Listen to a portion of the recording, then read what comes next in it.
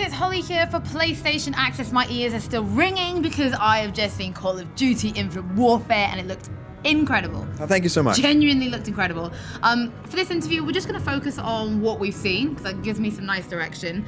We saw some single player stuff and straight away it really looks like you guys are putting way more emphasis on like that aspect of the game, not just multiplayer. Oh, it's important. It's really a part of our recipe. You have to have a fantastic single player as well as multiplayer, and we have announced zombies as well. So it's a really awesome package. Zombies is amazing.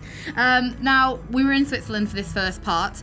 We did see, obviously, some new weapons. You guys are keeping this very futuristic still. Like, the enemies were synthetics, which is, you know, again, just adds this completely different element, removing you from, I guess, from the competition and giving you your own kind of direction. Yeah, so we have a mix of human versus human combat. I mean, this is, even though there were a lot of robots in there, they're sort of like just another weapon for the SDF, and that's the Settlement Defense Front. There are enemies in the game, and they're just straight up evil bad guys. And they're coming in, invading Geneva, and it's a sneak attack, so they're sort of left, flat-footed.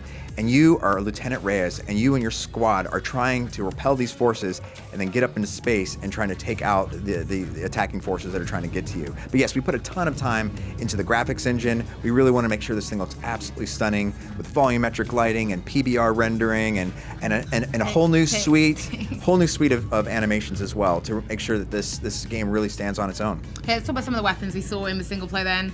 We were charging through the back streets of Geneva.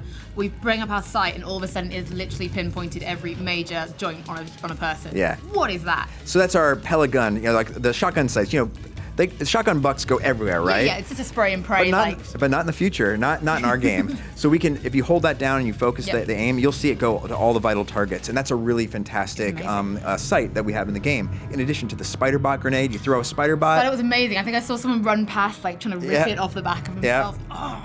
Explosions. Yeah, basically, there's a lot of explosions, and they looked really, really cool, which is what you guys do really, really well. But it's not just about explosions, right? Because you're going to charge a hill, and you're going to get into your jackal and go right up into space. Yeah, the space stuff was incredible. Now, when we got into space in this demo, the first thing we brought up, it's the same guys you saw at the PlayStation conference, that looked like a galaxy map, that looked like missions. I mean, that takes this out of being like, Call of Duty does incredible, linear, single player campaigns, right? Yes. You've done them and they're bloody brilliant. But this looked like now all of a sudden there's some player choice.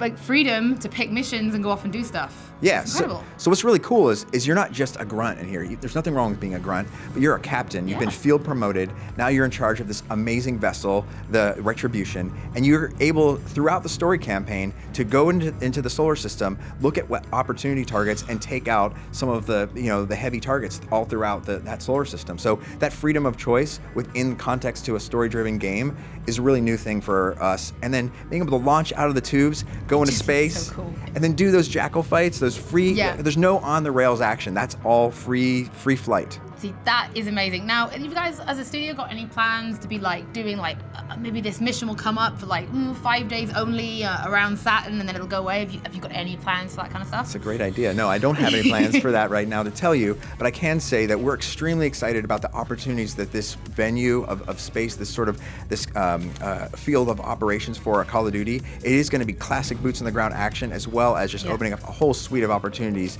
because we are going into space. Now that we're in space, those jackal fights looked incredible. Any chance they'll carry over to multiplayer and there'll be multiplayer maps that are jackal fight based? I will say this, our focus at E3 is to talk about the single player. I thought I'd try my luck. Yeah, at COD XP though, we're going to have a big blowout on MP, and you're going to hear all the information then. Okay, so COD XP, that's where you have to go if you want to find out if we're going to have jackal fights. Thank you very much. It looked mind-blowing. It's incredible to know that you guys are keeping up the tradition of amazing single player as well as multiplayer, which I will track you down for to get more information. Yeah, make sure you guys check it out, November 4th. There you go. It's everything you need. Guys, stay tuned to the YouTube channel because there's going to be loads more coming up. Cheers.